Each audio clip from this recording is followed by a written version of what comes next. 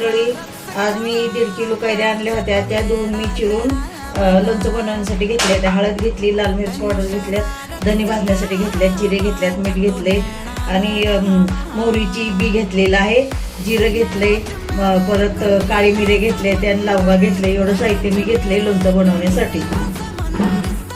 धने चांगले लालसर भाजून घ्यायच्यात आणि त्याची पूड करून त्याच्यामध्ये टाकायची आपल्याला. आपण आता धने भाजतो. बडीशेप आणि जिरं आपण संगतीत भाजायला टाकतोय आणि हे पण चांगलं लालसर भाजून घ्यायचं. तर आणि लवंगा पण आपण त्यातून गरम करून घेणार आहे. बडीशेप आणि जिरं ह्याची पूड करून घेणार आहे, आपण बारीक करून घेणार. मसाले तयार झालेले आहेत, आपल्याला आता ते लोणच्यामध्ये टाकायचे. तर टाकते मी तसंच हे सर्व मसाले आणि मोहरीचं बी वगैरे सगळं टाकते मी.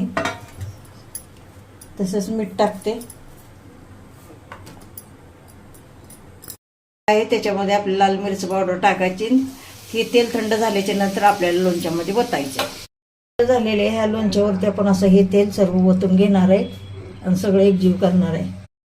आपण हे तेल वगैरे ओतलेले सगळे मसाले घातलेले आहेत. आता आपण हे लोणचं आपण एकजीव करणार आहे आणि थोड्या वेळाने आपण बरणीमध्ये भरून ठेवणार आहे. पटीत असं लोणचं तयार झालेलं आहे.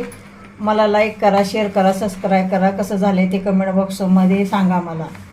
ते भरून ठेवते. ते 15 ते 3 आठवड्यांनी हे चांगलं मुरेल आणि सगळ्यांना खायला येईल.